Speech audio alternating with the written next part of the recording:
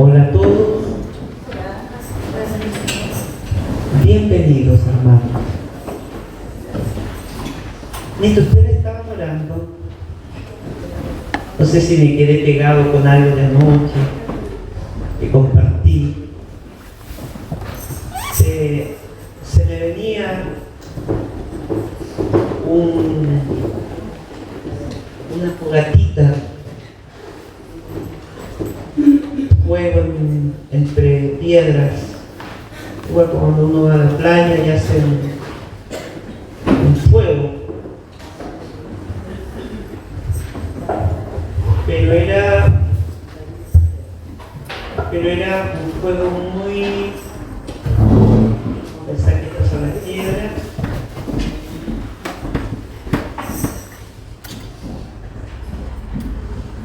y las llamitas eran muy débiles.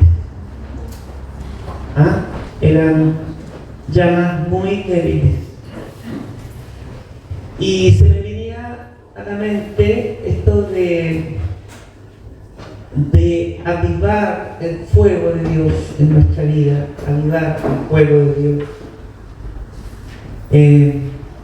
Yo creo que toda nuestra iglesia necesita un avivamiento urgente, ¿ya? Aunque la palabra avivamiento no existe en la Biblia, existe el verbo avivar. Avivar la llama, es lo que le decía San Pablo a Timoteo: aviva el fuego, ¿ya?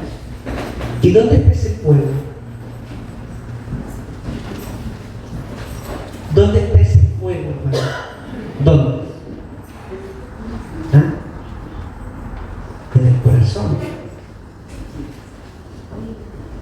Y somos nosotros, cada uno de ustedes, como yo, somos responsables que ese fuego no se extinga.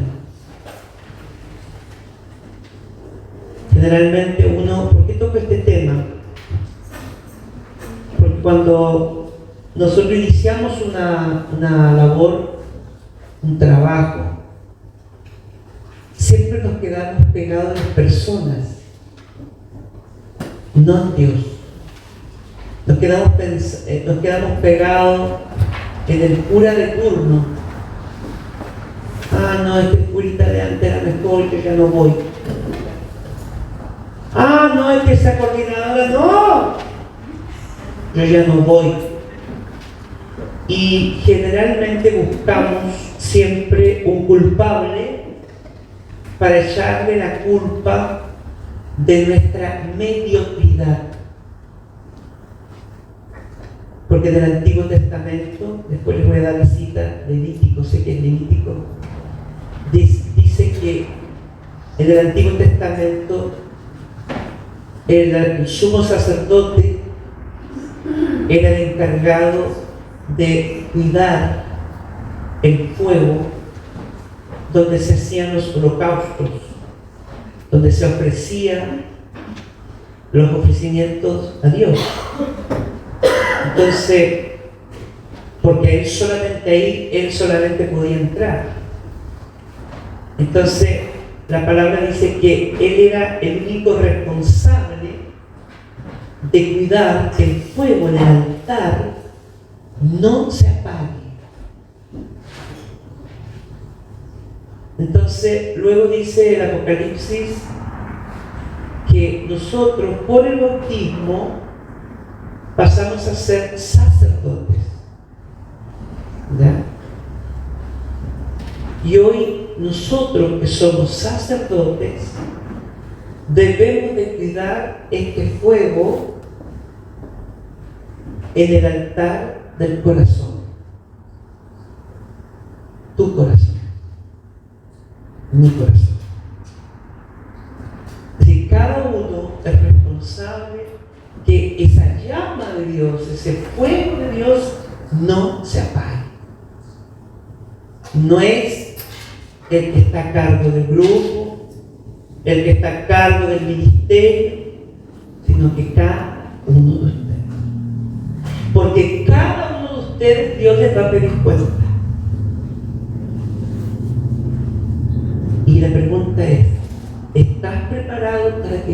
pida cuenta. ¿Estamos preparados, hermanos, para que Dios nos pida cuenta hoy? Tal vez sí, tal vez no. Tenemos dudas. Por eso Dios quiere en este fin de semana instruirnos. Porque Dios nos capacita, hermano. Dios capacita a los incapacitados. Nosotros cuando, por lo general, comenzamos en esta aventura, nos sentimos incapacitados. Uno dice, es que yo no estoy preparado. Nunca vas a estar preparado. Nunca vamos a estar preparados 100% para hacer la obra de Dios. Por eso necesitamos de la asistencia del Espíritu Santo, porque Él es el encargado de poner ese fuego en nosotros, pero cada uno de nosotros somos los encargados de cuidar la presencia de Dios en nuestra vida. Cada uno. Por eso necesitamos una jornada, por eso necesitamos la vida especial, necesitamos, en fin, necesitamos a Dios. Para que esa llama, como una vez me dijo un hermano, cuando sientas que Jesús se te va de tu vida, aunque Jesús nunca se va, somos nosotros, agárrate de los calzoncillos de Jesús, pero no te sueltes. Y eso es una gracia, hermano. Perseverar es una gracia de Dios. La perseverancia es una gracia que no todo el mundo la tiene, y menos en estos tiempos. Porque hoy tenemos tiempo para todo.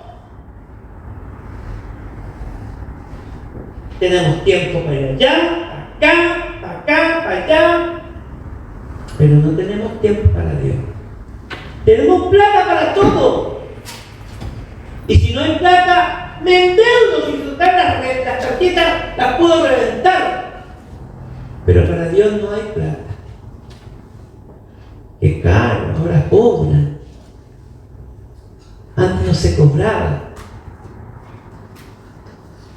¿Y a quién estás pagando tú? ¿Qué estás pagando? ¿Las cosas de Dios tienen un precio? No tienen un precio. El valor se lo da cada uno de ustedes. No sé por qué estoy hablando de esto. Estoy hablando de esto porque hoy día no es temuco. Es una realidad que hay, hermano, que la iglesia se le está apagando el fuego. Y la iglesia somos nosotros. No es el cura. No es los que están a cargo, en el caso de la renovación, los que están a cargo ahora de este periodo. Es todo. Por eso el juicio va a ser muy duro.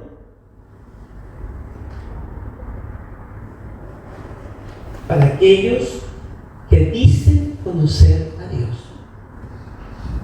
Pero como dice el canto, que se te note. ¿Cómo está? Bendecida. Con una cara así como de Viernes Santo, degollado. Se nos nota. Porque el fuego de Dios se está apagando, se está extinguiendo. ¿Y qué apaga el fuego de Dios? Las preocupaciones, los afanes, los achaques, esa situación que te tiene ahí atado, preocupado, y tú haces eso. Ayer lo decía, nosotros somos especialistas para tener fe en lo malo. Ay, yo no sé qué va a pasar con este chico. Yo ya veo. Ya estamos viendo. Y eso es fe. Pero tiene fe en lo malo. Porque la fe es ver cuando todavía no suceden las cosas. Pero no así nos adelantamos cuando oramos por los enfermos a ver que esa oración que tú hiciste, y vas a ver el milagro. Vamos a ver la acción de Dios en nuestra vida, en la acción, y Dios te va a usar a ti. Por esto es importante esta escuela de carisma, porque uno aprende que no son algunas personas especiales. Yo a veces pienso que la gente tenemos tan heridos, estamos tan heridos en nuestra autoimagen, que pensamos que siempre Dios no sepa si es que quiere más a algunos, o que tiene preferencia por algunos. No, a mí que me va a usar Dios si yo soy tan mala. Y de hecho Dios usa a los malos. ¿Ah? Usa al que el mundo tiene por torpe, por ignorante. No usa a los sabios del mundo. Porque cuando nosotros pensamos que somos nosotros lo que usamos, es lo que estamos haciendo esto, nos vamos a dar cuenta que es Dios que nos usa en nuestra humanidad herida. En este fin de semana vamos a hacer un recorrido, una experiencia maravillosa. Y de hecho vamos a ser prácticos, vamos a practicar los carismas, porque una enseñanza ustedes la van a encontrar en internet, la pueden bajar, pero los talleres, la práctica es lo que se internaliza a veces. Eso no se la aprende en internet, eso no está. Entonces, en esta escuela yo los voy a llevar a aprender a orar por los enfermos, por sanación física, por sanación interior. Entre paréntesis, harto hace falta en todas las diócesis. Yo decía que qué lindo sería que en cada parroquia hubiera un ministerio de sanación interior. Tanta gente, hermano, que está mal, tanta gente que está desorientada, tantos jóvenes que están desorientados y que no saben a dónde ir a buscar ayuda, y muchas veces las parroquias están cerradas.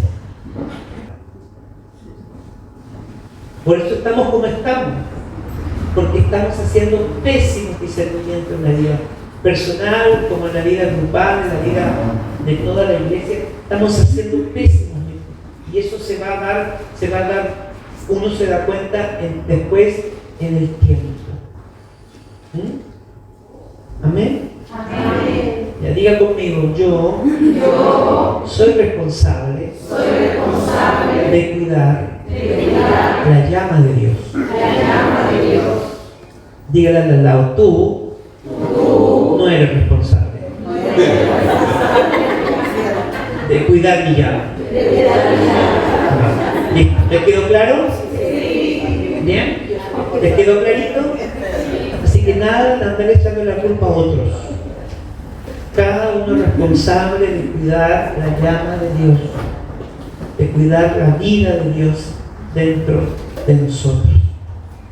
Bueno, hermanos, hemos venido a una escuela de carisma, y en la medida que cada vez que hago una escuela de carisma me doy cuenta que un solo carisma debería ser una escuela solamente, porque son temas profundos, son temas que debieran de tratarse con más delicadeza. Por ejemplo, el discernimiento, la misma sanación, porque es muy amplia,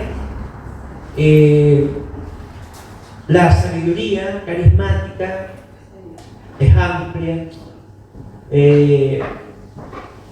Bueno, entonces el texto base es 1 Corintios capítulo 12, Corintios capítulo 12, versículo 4 y siguiente, de ahí en adelante, ¿ya?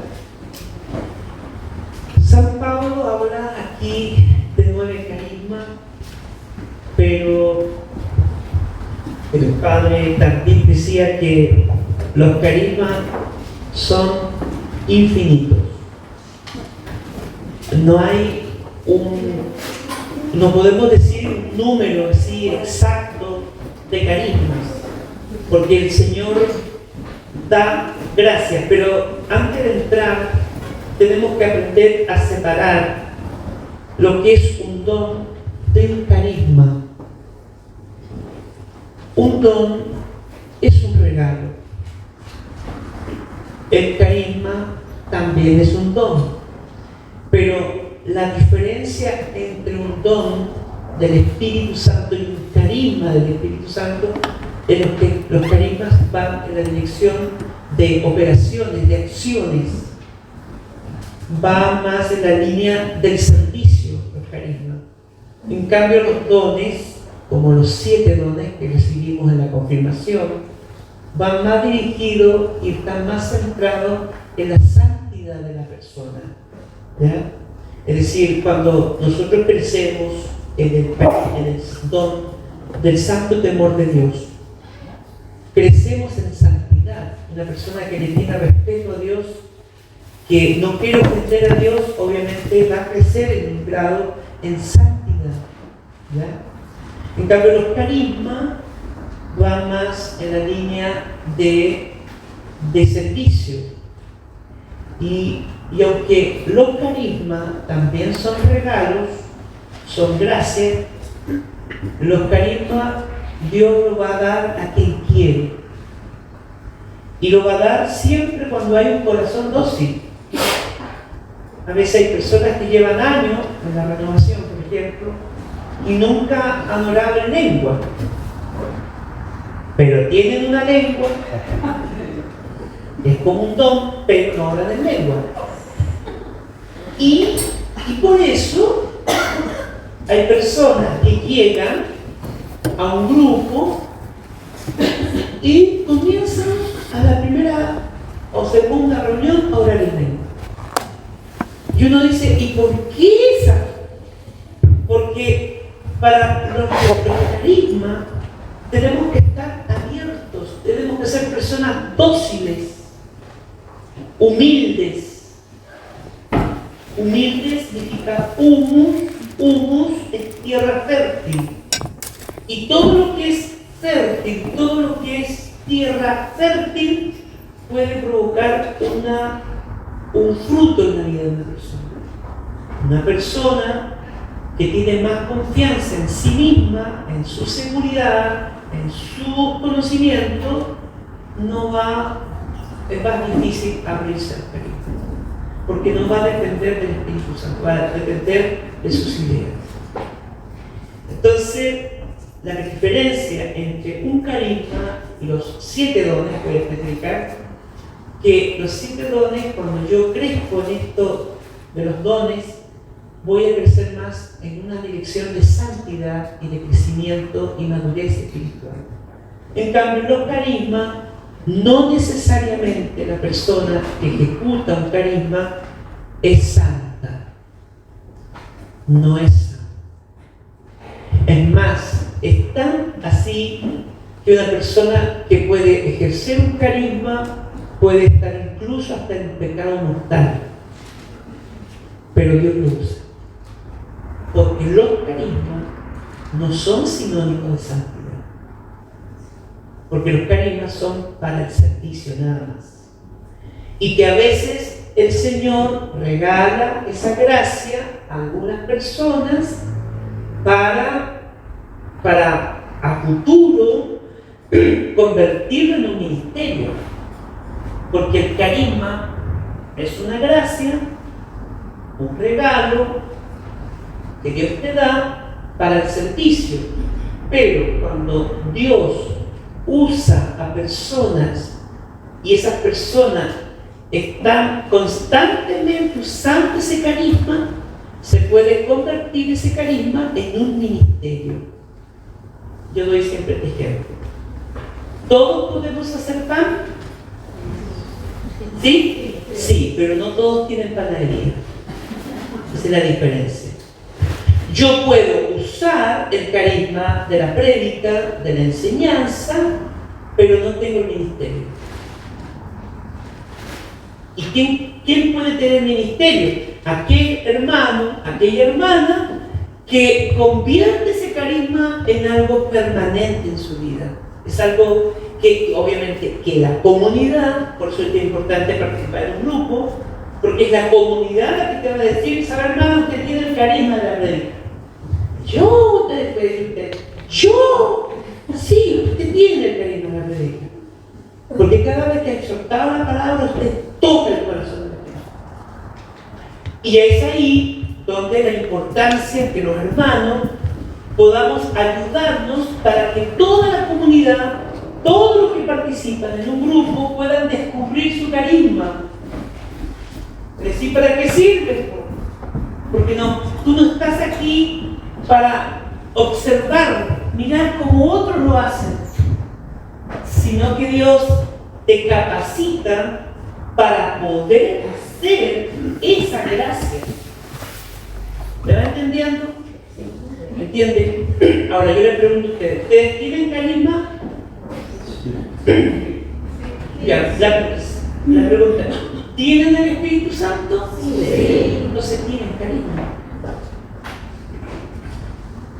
El regalito venía con tres. Viene con todos los dones y viene con todos los carismas. Ahora, cada carisma se va a desarrollar.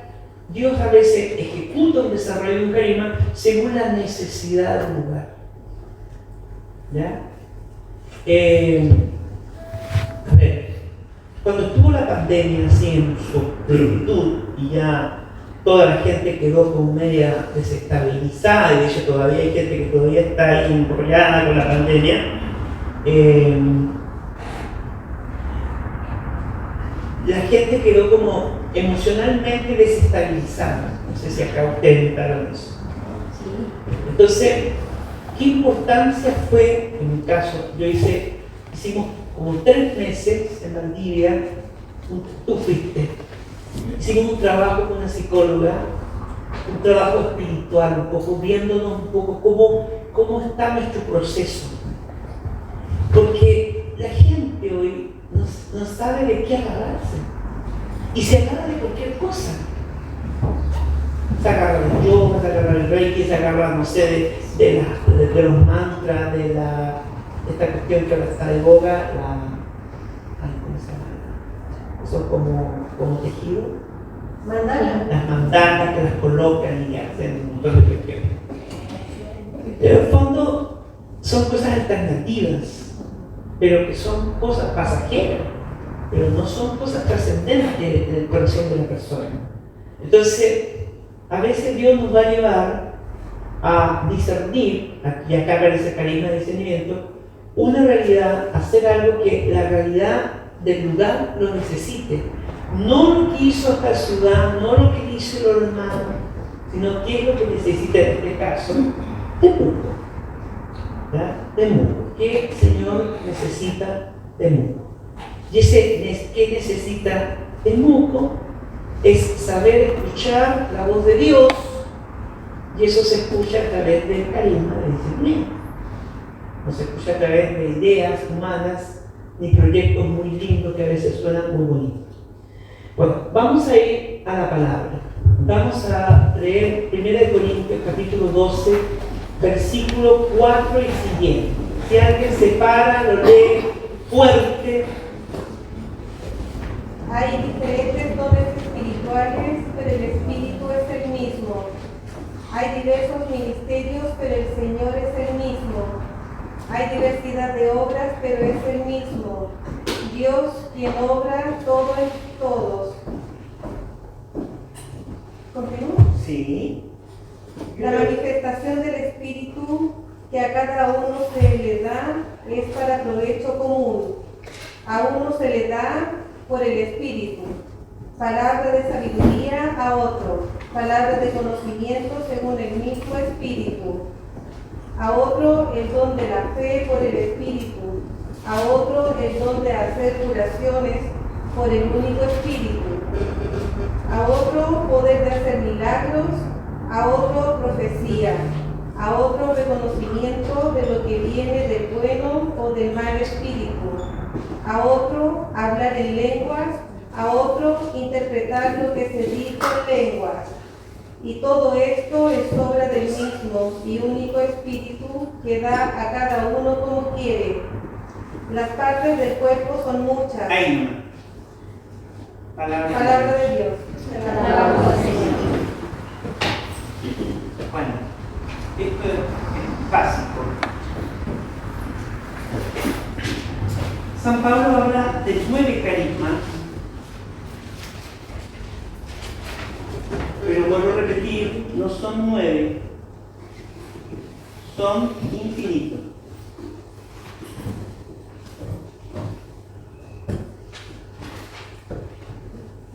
¿Cuántos son? Infinitos. ¿Ya? Pero San Pablo ahí específicamente habla de 9. Los 9 los vamos a poder entrar. Pero se separan los carismas, para que los tengamos más claritos los vamos a separar. Y el primer grupo es sabiduría, palabra de sabiduría, palabra de conocimiento o ciencia, también se le llama y discernimiento, que son los carismas de la mente. ¿Qué son carismas de la mente? Luego vienen 3 carismas que son de acción y de gran poder. Viene fe, sanación, milagro. Entonces estos carismas son de poder o acción. Y después viene el último grupo, que es la profecía, lenguas e interpretación de las lenguas, que son los carismas de la lengua. Dicen algunos personas más especializadas que es un carisma que ayuda mucho a abrirnos a los demás carismas, ¿ya? Y sobre todo este carisma ayuda para abrirse, por ejemplo, a esto profético, porque nosotros siempre tenemos algo, una idea aquí en la mente. Entonces, al orar en el Espíritu, como dice San Pablo, la mente queda ociosa, es decir, la mente queda despejada, porque no estoy haciendo contenido, no estoy haciendo una oración donde hay conceptos, ideas. Entonces la mente no está trabajando el corazón, porque la oración en lengua es una oración afectiva del corazón y es una oración que nos ayuda a prolongar nuestros momentos de oración con Dios. San Pablo dice que nosotros, en Romanos 8:26, dice que nosotros no sabemos orar correctamente, pero el Espíritu Santo viene en nuestra ayuda porque somos débiles. ¿Ustedes son débiles? Bien. Por lo tanto necesitan hacerse fuertes, porque el único carisma que no edifica la comunidad es el carisma de lengua.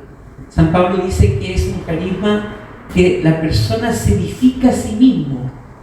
Y yo siempre, cuando asocio edificación de sí mismo, lo asocio como fortaleza. Una persona que es edificada se hace fuerte.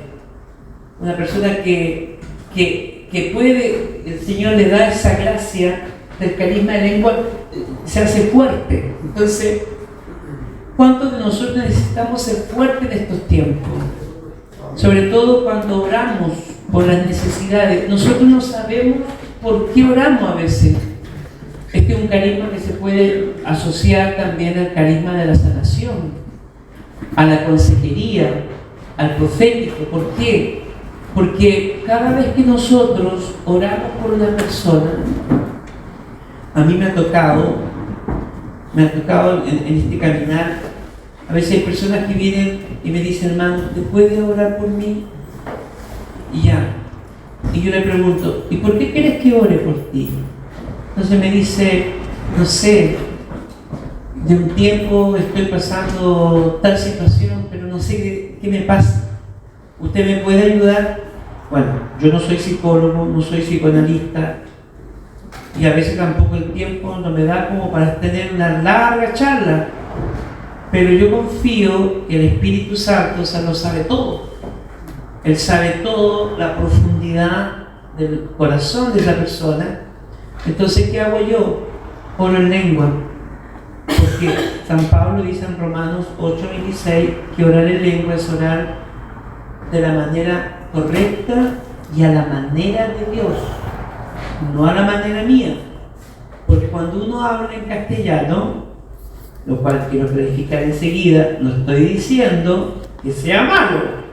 No van a salir diciendo, vino el Valdiviano y dijo que no hay que orar en castellano porque es malo. No, yo no estoy diciendo, pero sí quiero decirles esto, que orar en lengua es una oración mucho más profunda.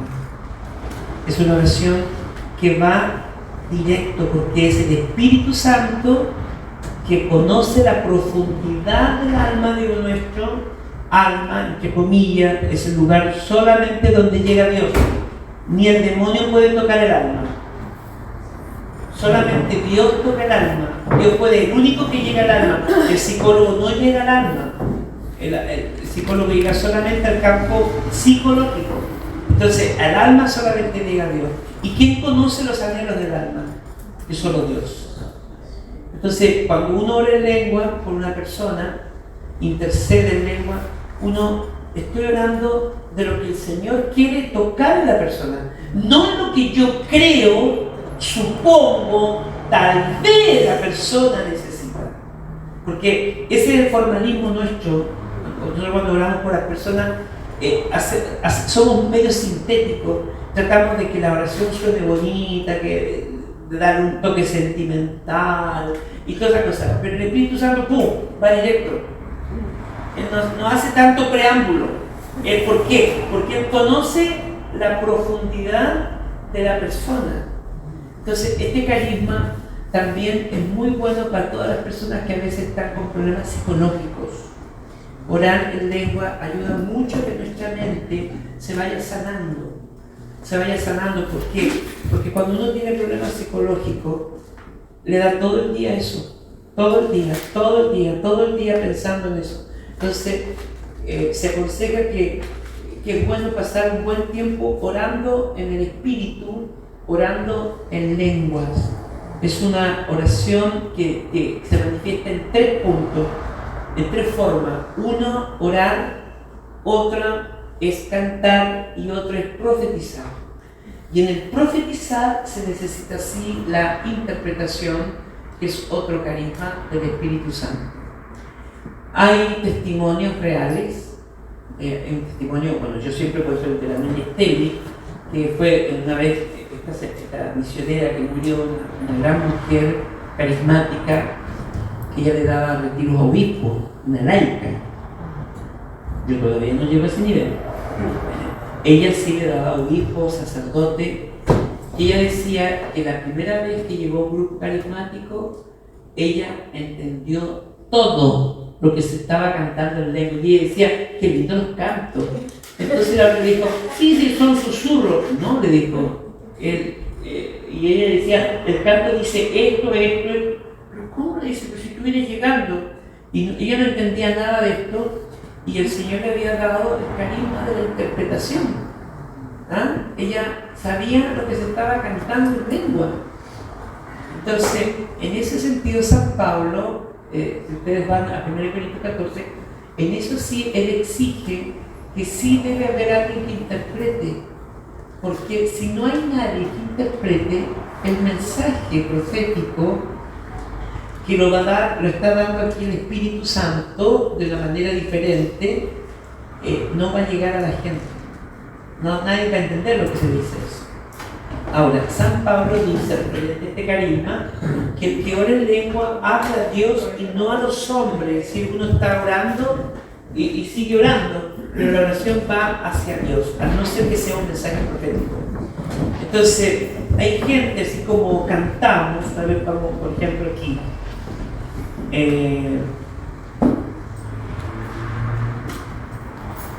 1 Corintios 14:2 dice, aquel que habla en lenguas extrañas habla a Dios y no a seres humanos, pues nadie le entiende.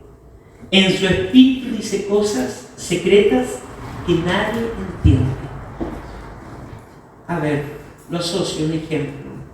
Una mamá a un bebé el bebé dice, el primer abúa, bla, bla, bla, bla, bla, y la mamá ¿qué dice? Ay, tiene hambre. Ay, se hizo pichín. Ay, se hizo caca. Y uno dice, ¿y cómo sabe? ¿Cómo sabe? ¿Cómo entiende ese lenguaje la mamá? Porque es un lenguaje afectivo. Y orar en el Espíritu es un lenguaje afectivo, no de la mente, no del raciocinio, sino de acá.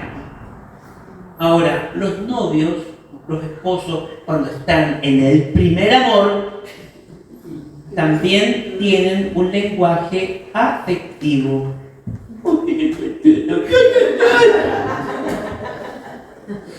Y uno dice, ¿y qué se están diciendo? Se están diciendo un lenguaje donde no hay conceptos, donde el otro o la otra le entiende al amado, porque es un lenguaje del corazón, donde sobran las palabras. Lo mismo ocurre en el carisma de lengua. A veces las palabras, ya no hay más palabras. ¿Y uno qué hace? Repite lo mismo, no sé cuántas, 20.000 veces repite, te alabo Señor, gloria a Jesús, pero ya se acabaron las palabras. Y ahí viene el carisma de lengua que nos ayuda a prolongar nuestros momentos de oración, sobre todo en la adoración. Entonces cuando uno no ora en lengua, se queda limitado en las palabras. Pero eso no quiere decir que usted y yo no podamos decirle más cosas a Dios. Yo tengo una hermana que es doctora en lenguas de la universidad.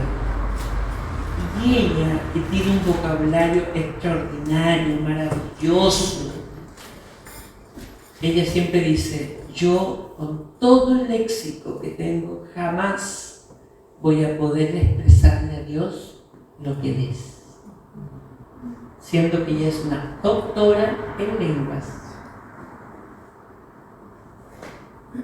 No hay palabras.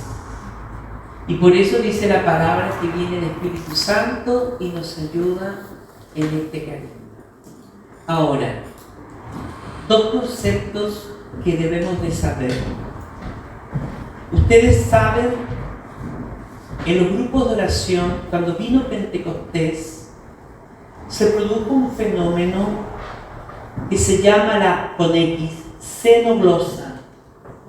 Xenoglosa. ¿Y qué es la xenoglosa? La palabra dice que en Pentecostés todos se entendían, pero todos hablaban en sus propias lenguas. Ese fenómeno de la xenoglosa es un fenómeno que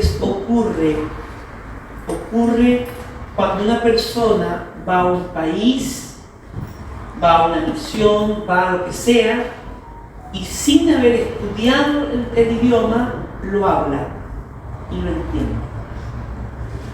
Es un fenómeno que puede ocurrir temporalmente. A mí me pasó ese fenómeno, me ha pasado varias veces, pero el que más tengo y el que no tengo duda que fue así, fue cuando estuve en Lourdes. Cuando estuve en Lourdes, en la última vez, yo estaba sentado en la cena y siento la voz de la Virgen que me dice, incluso también ahí, eso fue, nunca le he escuchado, me dice, no te vas a venir a despedir. Qué lindo, espérate, me paro, calladito, ya estábamos en la sobremesa, y un matrimonio que es de acá de Temuco, que es la Ligia con su esposo, me dice, ¿dónde va Jaime? Yo le digo, voy a despedirme de la Virgen, ¿te podemos acompañar? Claro, vamos, le digo yo.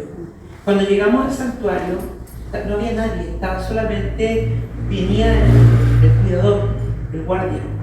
Y el guardia llega y me dice, Señor, voy a cerrar las puertas principales, pero dejaré las puertas laterales. Puede estar toda la noche, están abiertas, por si acaso viene alguien, no se preocupe, pero están las laterales. pero yo voy a salvar los principios. La Ligia, con su marido, me dice, ¿qué me dijeron? ¿Cómo que me dijeron? Me dijeron que iban a cerrar las puertas laterales y las puertas principales y que iban a cerrar las laterales y que podíamos estar toda la noche y el que venga puede estar ahí y sale por ahí. No, me dijo que no te hablaron, no te hablaron, que no te hablaron francés. Pero yo te dije, pues yo, y tú le contestaste en francés también. ¿Tú hablas francés?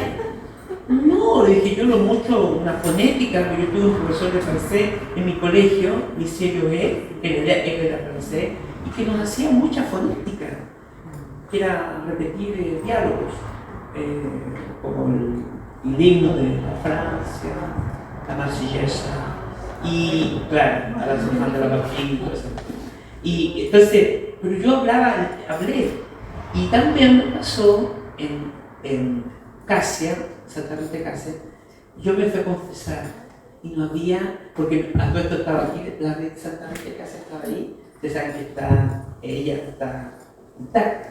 Entonces me ganó y tengo unos amigos que me habían pedido una oración por ella, porque son devotos de Santa Rita. Entonces yo empecé a orar y le digo, Santa Rita, ¿qué quieres que haga yo? Anda a confesarte. Sentí que me dice, anda, y sabes que me vino una desesperación y tuve que buscar un cura y había que bajar una escalera y ahí estaban todos los curas, pero no había un cura de español. Pero yo entendí que el cura era español, a mí me dice que era español, y yo llego, me entro pacuamente y el cura hablaba, era de la India. Imagínense, inglés, ellos hablan inglés. Y ahí también me pasó que yo me confesé y él me entendió todo y yo le entendí todo a él. Hasta con consejería me la hizo. No fue solamente grande. Es un fenómeno que se llama la xenoglosa, que es el conocimiento de una lengua que ocurrió, ese fenómeno ocurrió en Pentecoste. Pero está el otro concepto que es la glosolalia, que es el concepto que es lo que hacemos nosotros acá, el grupo de oración. Glosolalia, que es la lengua del corazón, la lengua afectiva, donde Dios se manifiesta, vuelvo a repetir, en oración, en cantos y en mensaje profético. Glosolalia. Le explico aquí, dice 1 Corintios 14:15, dice, cantaré salmos con el espíritu, eso es lengua, pero también cantaré con el entendimiento, oraré en el espíritu, pero también oraré con el entendimiento. Es decir, nosotros podemos cantar, ven, aleluya, aleluya, aleluya, estamos cantando con el entendimiento, pero también podemos cantar, eso estamos cantando en el espíritu. Puedo orar en castellano con el entendimiento, Señor, el que estamos delante de ti, pero también podemos orar en el espíritu. Podemos profetizar con entendimiento, pero también podemos profetizar en el espíritu. Y ahí en el espíritu sí necesitamos una persona que interprete. Ahora, Romanos 8, 26 y 27 dice, y de igual manera el espíritu nos ayuda en nuestra debilidad, pues no hemos de pedir como conviene. No lo sabemos, pero el Espíritu mismo intercede por nosotros con gemidos inefables. Mas el que escudriña los corazones, refiriéndose al Espíritu Santo, sabe cuál es la intención del Espíritu, porque conforme a la voluntad de Dios intercede por los santos. ¿Qué quiere decir? Que cuando se ora en el Espíritu, se está orando en la voluntad de Dios. Porque ¿quién te dice a ti o a mí que lo que yo estoy pidiendo a Dios está en la voluntad de Dios?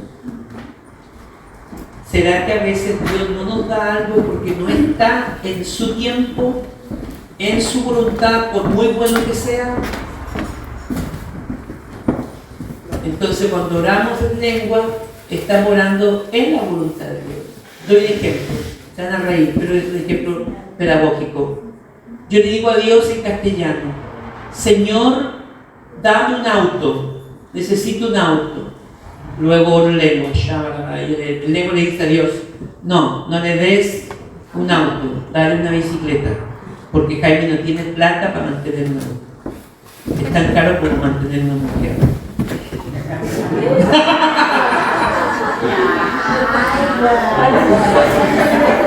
Si sale caro mantener una mujer, pues. Las mujeres son muy pirigüeñas, quieren todo a veces. Y uno no puede dar de todo. Bueno, doy un ejemplo chistoso para que entiendan un poco que a veces Dios no nos concede algo por varias razones. Una, porque no está en la voluntad de Dios; otra, porque no está en el tiempo de Dios; u otra, porque usted tiene resentimientos. Y cuando uno tiene un resentimiento con algo, con alguien, la oración llega hasta aquí, nomás hasta el techo. Pero no llega a la presencia. Entonces, ¿qué dice Dios? Primero, anda a reconciliarte con tu hermano y después ven a pedirme todo lo que tú quieras. Entonces, yo pregunto ¿será que a veces habrá faltas de perdón? Y por eso a veces Dios no nos concede lo que pedimos. Porque si hay una falta de perdón con tu prójimo, es porque Dios ahí en esa parte no tranza. Ahora, esta manera de orar en lengua es sumamente provechoso, vuelvo a repetir, cuando uno ora con los enfermos. Porque, vuelvo a repetir, a veces yo no tengo tiempo. No estoy orando al entendimiento del hermano, estoy orando al corazón del hermano. Yo no sé cuál es la raíz del problema que tiene mi hermano, de una depresión, un estado de pánico. Yo no sé cuál es la raíz, pero el Espíritu Santo sé que lo sabe. Entonces yo oraré en lengua. Ahora, es importante saber que el don de lengua no es un estado emocional, no está movido por la emoción. La emoción es algo que viene, un impulso. Por ejemplo, la emoción viene sin aviso.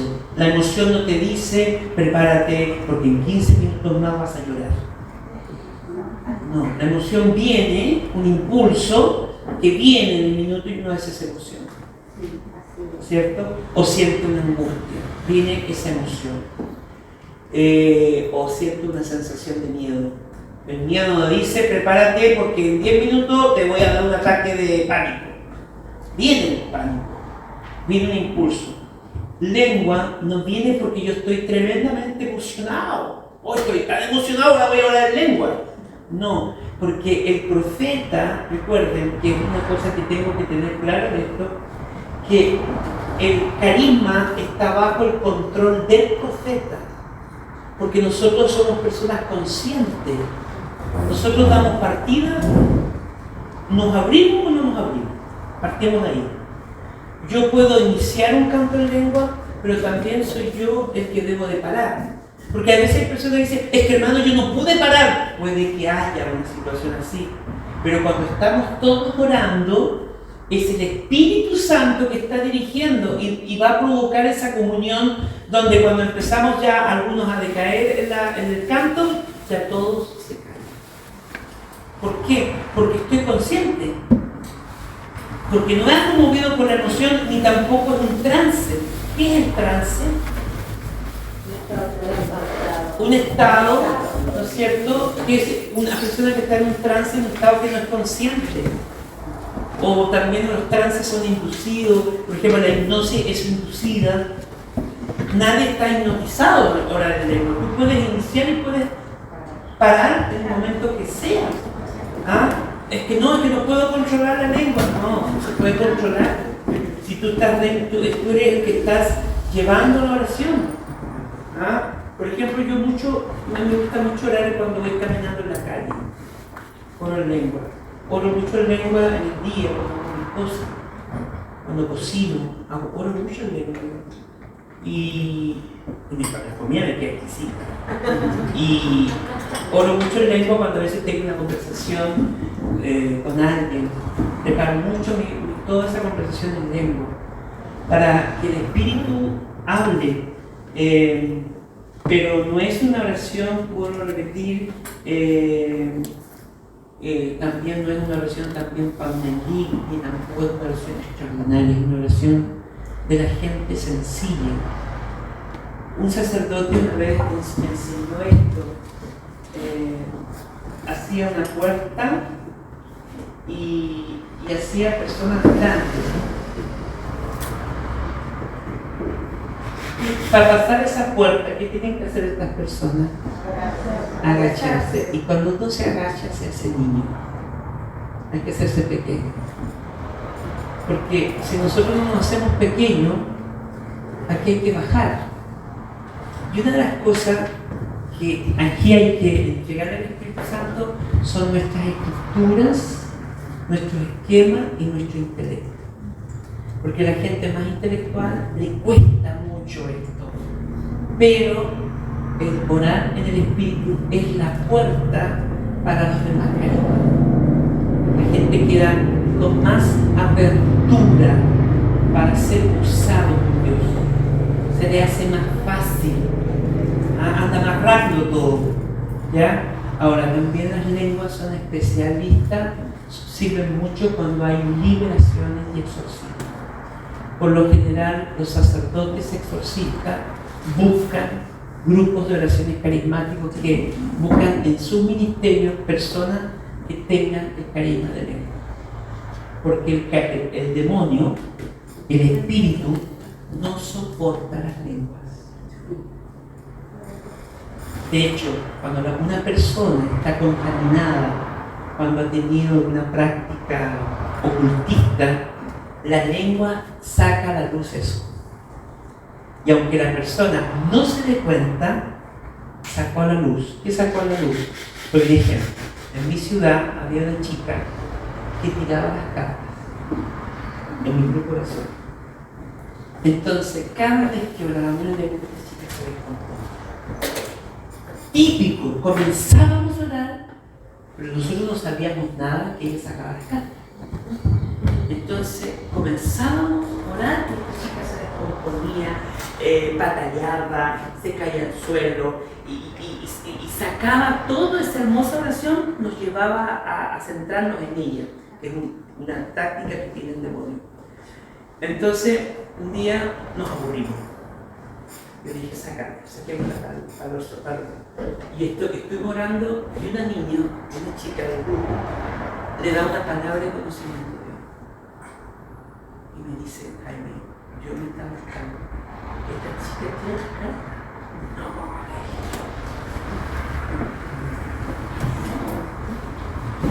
Qué raro, me dice, Dios me está mostrando que esta chica tira cartas. Bueno, como tú recibiste el mensaje, tú dices, porque es importante respetar que ella recibe la unción para el mensaje. Entonces digo, ella dice, ¿de cuánto saca la suerte? Así que, entonces me dijo, no, yo no saco la suerte, no. Dios está mostrando que tú tiras cartas. Y la chica dice, no, yo hace muchos años las tiraba. ¿Y qué hacías tú? Bueno, me dijo, yo comencé con un juego. Tiraba así las cartas y le decía a los chicos, a ver, yo te digo lo que tienes. Y le ayuntaba, así, seca.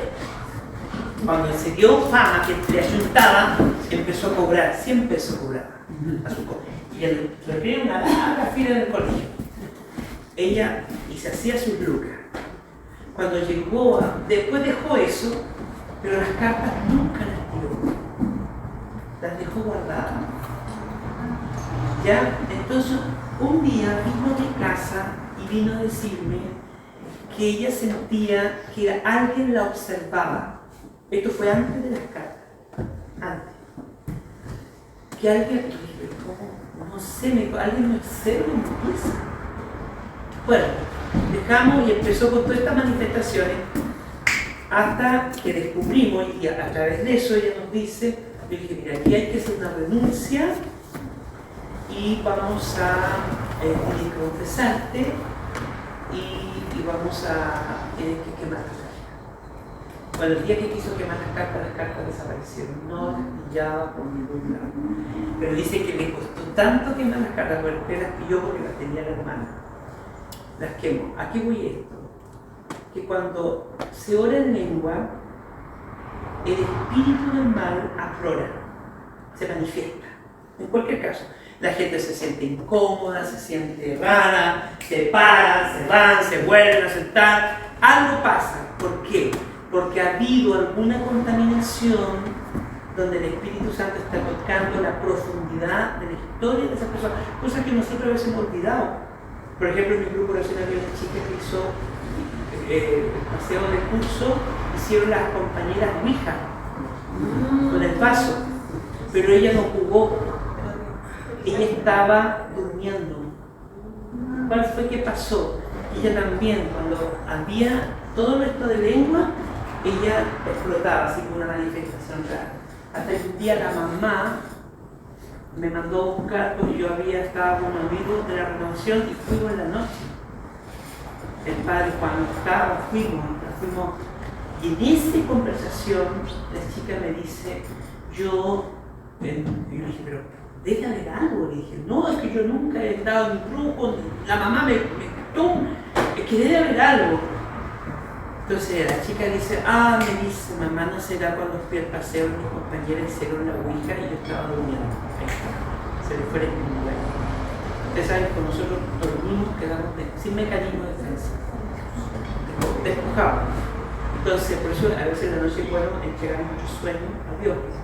Entonces, ella, cuando hicimos la oración de liberación, que fue una oración de liberación, no de exorcismo, porque no hay posesiones, uno no puede ser un laico, pero sí puede hacer una oración de liberación. Y después ella la atendió el padre Juan, que le dio la unción de los enfermos y nunca más tuvo eso, fue liberada. Pero fíjate que cuando orábamos en lengua, las chicas se le aparecía, se manifestaba. Entonces, este carisma de oración es tremendamente buenísimo cuando se ora por situaciones que uno no tiene idea. Porque a veces cuando uno ora por alguien no sabemos por qué orar. ¿Me entiendes? Uno no sabe de dónde viene todo el rollo. Entonces no está haciendo un psicoanálisis, bueno, soy psicólogo, no somos psicólogos, entonces perdemos tiempo en pensar, pero a veces hay que ejecutar. Y se ora en lengua, el Señor sabrá lo que Él quiere tocar. Por eso Él dice que es la oración de los débiles, de los que no sabemos orar, de los que no sabemos pedir. Porque yo no sé cuántas cosas que uno a veces pide están en la voluntad de Dios o en el tiempo de Dios, ¿ya? Hay gente que dice, yo siento presencia extraña en mi casa, y yo digo, ora en lengua, haga alabanza, coloque un canto de alabanza y los demonios se van a ir porque no soportan la alabanza, no soportan la sangre. Entonces, este carisma es un carisma de oración. Desafortunadamente en la iglesia no lo aceptan todos, y no lo aceptan por lo mismo, porque implica un romper la estructura, porque por ejemplo yo cuando estuve en el seminario, mi formador me decía, es que ese don no existe porque ese es el don cuando vino Pentecostés y todos hablaban y se entendían. Claro, él se quedó ahí, se quedó en la cenoglosa, ¿ya? Pero el don de lengua se manifiesta en la glosolalia, cuando uno ora en el espíritu, Y orar en el espíritu, como dice la palabra, es orar en la verdad. Oren en espíritu y en verdad. Y uno ora en el espíritu, es la verdad. Porque uno a veces cuando ora en castellano, disfraza la verdad. La disfraza. No dice la verdad a Dios muchas veces. Por eso a veces no avanzamos en el campo espiritual, porque tapamos la verdad. En cambio el espíritu no tapa la verdad. Va a lo más profundo de nuestro ser. Y esa es una oración maravillosa donde podemos orar, cantar, profetizar, adorar a Dios. Ahora, ¿qué pasa cuando la gente ora en lengua Y hay gente que ora así como tremendamente desarmonizado. Yo a veces estoy con el hermano, ¡oh! Y uno dice, ¡oh, Dios mío! Bueno, eso pasa porque falta sanación interior. Cuando el Señor comienza a sanar el corazón roto, las heridas emocionales, psicológicas, cuando el Señor comienza a sanar toda nuestra historia, el Señor nos va a armonizar interiormente. Es cosa de ver la cara. Cuando uno va a un retiro de sanación, la gente llega con una cara y se va con otra cara. Se van hasta estiraditos. Y se va, y es así, les cambia la cara. Porque la cara es el reflejo del alma, es el reflejo del corazón, hermano. La corporalidad, hijo, también tiene que ver mucho con nuestro proceso de sanación. A veces cuando llegamos a un grupo de oración, estamos así. No es que estemos amurrados, es que es nuevo y es entendible. No levantamos los brazos, no hacemos nada, estamos así. Pero el Señor, a medida que va entrando, uno de esos se encuentra que está con las manos arriba. Porque es todo un proceso de liberación interior. Entonces el Señor va soltándonos, nos va desempaquetando, nos va sacando el envoltorio, las amarras, y empezamos a ser libres. Después, ¡woo! Danzamos, después ya empezamos a danzar, a movernos del espíritu. Y yo dije, este está chiflado, le faltan tres tablas para el puente. No, es la vida del espíritu. Por eso Nicodemo le dice, Jesús le dice a Nicodemo, porque Nicodemo sabía toda la doctrina, pero le faltaba un problema. Tenía que nacer de nuevo. Y eso nos pasa a veces, sabemos mucho, pero no hemos tenido la experiencia espiritual. No hemos tenido el Pentecostés personal. Eso que habla el Pentecostés. El Pentecostés que no es un histórico, porque si fuera histórico, no tendría sentido por ahí. El Pentecostés personal es el Pentecostés cuando el Espíritu Santo te toca. ¿Te acordaste cuando te tocó saber el Espíritu Santo? ¿Te acordaste? Ese Pentecostés que te estremece, ese Pentecostés que uno comienza a orar. Yo cuando recibí el don de lengua, lo recibí en el Santísimo. Yo estaba en silencio y en un momento que el Señor me irrumpió y yo empecé así. Una cosa que irrumpió como un volcán. Pero algunas personas necesitan ayuda. ¿Y cuál es la ayuda? Que hay que abrir la boca. Porque tú vas con un angelito y te dice, pásame la lengua y yo te la voy a poner. No es así, no es así. Nunca se olviden de su 5%. Y el 5% que es nuestra pobre voluntad. ¡Pobre! Porque el 95% es gracia. ¿Y por qué no puede ser el 100% de gracia? Porque en toda obra de fe, Dios te respeta tu parte. Te respeta tu libertad de abrir la boca, cerrar la boca, levantar la mano, a tenerlas, amarrar, no importa, eso es la añadidura. Pero ese 5% es necesario para una aventura carismática del espíritu. Necesitas ese 5% para decirle al Señor, aquí estoy. Ustedes ya hicieron el 5%. Porque si están aquí es porque Dios te trajo, aunque hayas venido a sabiar. Pero Dios se vale de todo. Se vale de una necesidad, se vale de una enfermedad, se vale de una desgracia. Se vale de todo, hermano. Cuando Dios quiere atraernos a Él, se vale de todo. Se vale, te trajo allá de los altas cumbres. Te trae de todos lados, el Señor nos mueve. Y uno dice, ya podría dormir a tal persona, que hubiese faltado. No, el Señor no trajo a esa persona porque el hueso duro eres tú. No trajo a la otra persona. Así que no se crea que tampoco ustedes están ya. No, los huesos duros somos nosotros. Porque uno empieza a veces cuando escucha estas cosas o escucha va a un retiro, ay, mi marido de Ardeña, hoy mi hija, te dejé escuchado al hermano Jaime. No trajo el Señor a tu hija, no trajo a tu marido, te trajo a ti porque tú eres el hueso duro. Porque si no fueras hueso duro, ellos estarían contigo aquí sentados. Y te estarían acompañando. Pero le ha costado, porque somos huesos duros. Porque no reflejamos como un espejo la gloria de Dios. Váyanse de ese texto. 2 Corintios capítulo 3, verso 18. No reflejamos la gloria de Dios. ¿Qué reflejaremos? ¿Qué reflejaremos? Se nos va, llegamos a la casa y se nos olvidó todo esto. Mamita, ¿qué quieres? ¡Vengo cansada! Estuve todo el día en el retiro. ¿Tú crees que no se cansa de escuchar al hermano Jaime todo el día?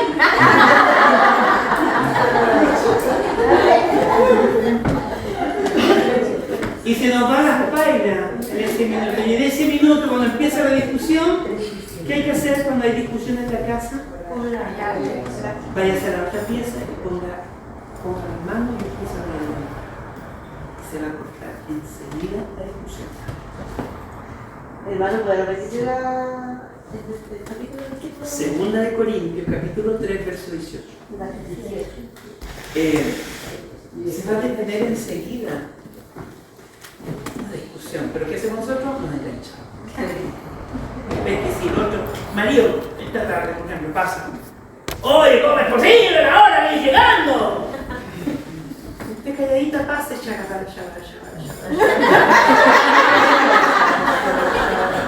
Pon lengua, no me dé vuelta el pensamiento, no me dé vuelta lo que te digo, si no te vas a enganchar. Pon lengua, cuando estés planchando, ungiendo la. Hoy día tenemos que usar todas las armas. No vivamos como pobres siendo ricos. Porque eso sería triste. Tenemos una riqueza de cosas y vivimos como pobres. Tenemos los sacramentales. Hoy día hay que usar todo. Medalla de San Benito. Tienes un hijo como cortito, métale la medalla ahí en el colchón. En el forro de la chaqueta, métale una medalla bendecida. Todo tenemos que usar. De hecho, los mensajes de la Virgen dicen está invitando a tener la medalla de San Benito y el escapulario y la medalla de la Virgen de los Rayos, que es una de las virgen que más aconsejan los. No es que la Virgen no sea la misma, es la evocación. Por ejemplo, la Virgen de los Rayos, esto porque me caen bien lo voy a contar. Por ejemplo, miren, a ver, les voy a mostrar una Virgen. Esta es la Virgen de los Rayos. A ver, ¿dónde está la Virgen de acá? Esta medalla, que la gente la confunde, esto es catequesia, la gente le llama la Virgen Milagrosa. Grave error, que no es milagrosa, la Virgen no hace milagros. ¿Ya? Pero ¿por qué lleva el nombre de Virgen Milagrosa? Porque en los años hubo una peste en Francia, el 45, no, del 800, por ahí, hubo una peste en Francia, ¿ya? Y el sacerdote, por inspiración del Espíritu, le puso a la gente la medalla en su cama. Y toda la gente que llevaba la medalla no se moría. Y de ahí viene que la Virgen es milagrosa. Entonces cuando la gente va a veces al boliche ahí, al mall, me dice, deme la milagrosa. Entonces la que no calla nada, porque siempre en todo hay alguien que no calla. ¿Cuál es esa? La milagrosa, esa como con magia, la que hace maravilla. ¿Cuál es esa machita? Dímelo, es esa. Entonces vengo yo con la catequesis, porque hasta para eso hay que educar, porque para eso estoy ahí. Y entonces uno le tiene que explicarle a la gente que la Virgen es origen, es virgen de los rayos. Claro. Y esta es la virgen, bueno, repetí, yo la verdad, yo la virgen es la virgen. Que de los rayos, que de Guadalupe, que de Santiago. ¿Entiendes? Es decir, la virgen para mí es la virgen. ¿Ya? Pero sí hay algo que tenemos que considerar, que todos los sacramentales, y voy a aclararte un poquito de que me fui a ver lo de la imposición de las manos, ¿ya? La imposición de las manos en los laicos se da como un gesto de amor, de fraternidad. La imposición de las manos, desde el punto de vista del sacerdote, es la ministerial, es la que transmite sacramento. ¿Ya? La que transmite sacramento. Nosotros, cuando imponemos las manos, no transmitimos sacramento. Es como un sacramental. El documento que leí decía que la imposición de manos de los laicos es como un sacramental. Esto es un sacramental. Es decir, es un detente. El agua bendita es un sacramental. Yo uso aceite exorcizado en mis retiros de sanación. ¿Me entiende? No es sacramento, pero es un sacramental. Lo uso cuando no tengo el cura. El otro día me pasó en la Argentina, le digo al cura: padre, ¿trajiste tu polio? No. Tengo aceite exorcizado. ¿Lo quieres usar para cerrar, sellar los sentidos? No, porque es sacramental. ¿Ya? ¿Por qué es sacramental? Es decir, no le dio tanta importancia al sacramental, porque a él le da importancia al sacramento. ¿Ya? Entonces, pero yo, desde mi punto de vista de mi fe, le doy importancia al sacramental, porque no soy sacerdote. Y cada vez que yo sello a la gente después de un retiro de sanación, los sentidos, que les sello todos los sentidos para que nada quede abierto, tengo tanta fe y la gente lo recibe con tanta fe. Pero como él me lo dijo en privado, yo le dije a la gente: el padre me lo va a ungir. No, ungir, no hicimos nada de ese gesto. Igual que el agua bendita es sacramental, ¿entiendes? Pero no es sacramento. Entonces, cuando nosotros, el sacramento solamente lo puede dar un sacerdote, un consagrado, ¿ya? Pero los sacramentales, entonces las medallas, los crucifijos, todo lo que usted tiene en la puerta, en el auto, todo eso es sacramental. Y la Virgen en estos tiempos pide que usemos los sacramentales, que los usemos, el agua bendita, el aceite, la gente que toma remedio, tome el agua bendita, sus remedios con agua bendita, porque todo eso ayuda. Porque eso depende de la fe. La fe tiene que ser dinámica, porque usted incluso puede ir a buscar un sacramento y usted no tiene fe. Como cuántas veces hemos ido a la reconciliación y usted dice que da igual. ¿Y por qué quedamos igual? Porque uno no va a confesar. No. ¿Sabe por qué? Porque no confiesa sus pecados como son. Los disfraza, le echa la culpa a otro, justifica el pecado, pero no dice su verdad. Padre, soy adúltero, estoy en pecado mortal. Padre, veo pornografía. No, la disfrazo. No, es que me tiento, padre, usted sabe cómo uno es, como hombre. Empezamos haciendo todas esas justificaciones, pero no estamos arrepentidos. Entonces el sacramento no logra su efectividad porque yo no voy con mi verdad. Y la palabra en Lucas 15, verso 11 en adelante, la lectura del hijo pródigo, dice que él entró en sí mismo cuando estaba en medio del fango. Es decir, entrar en sí mismo significa que se miró hacia adentro, hizo una meditación, reflexionó y dijo: ¿cuánto trabajaba de mi padre, tienen comida de sobra y yo aquí muriéndome de hambre? Volveré a la casa de mi padre y le diré: 2 puntos. Padre, he pecado contra el cielo, contra ti, no merezco llamarme hijo tuyo. Trátame como uno de tus jornaleros. Punto. Entró en sí mismo. Y nosotros a veces cuando vamos a la confesión no entramos en sí mismo. No hacemos lo que dice el Papa Francisco, el examen de admisión. Entonces, si usted no se mira, yo no me miro, ¿voy a poder ver mis pecados? No. Entonces, cuando llego donde el cura, ¡ay, padre, se me olvidaron! ¿Qué te quiere decirle? No, usted tiene que ir anotando los pecados. y tiene que ayudarse con los 10 mandamientos. Mire los 10 mandamientos y vea de los 10 mandamientos cuál es el pecado que usted ha cometido. Entonces, ¿qué pasó? El hijo pródigo, cuando llegó a la casa del padre, ¿qué hizo? Dijo lo mismo. Véanlo, la Biblia, búsquenlo. Repitió lo mismo. Padre, no merezco llamarme hijo tuyo, trátame como uno de tus jornaleros. No cambió el discurso. ¿Y nosotros qué hacemos cuando llegamos del Padre? Cambiamos el discurso. Y por cambiar el discurso, el sacramento de la confesión no produce ese efecto. Porque pareciera que uno se confesó como que quedó el mismo problema. Como que, no sé, parece que no pasó nada. Porque no encontré libertad. Porque no hubo arrepentimiento. Porque el Espíritu Santo no me mostró los pecados escondidos. Porque cuando uno entra en sí mismo y ora, el Espíritu Santo te eleva el conocimiento, experiencias de pecado que hemos cometido incluso de la infancia.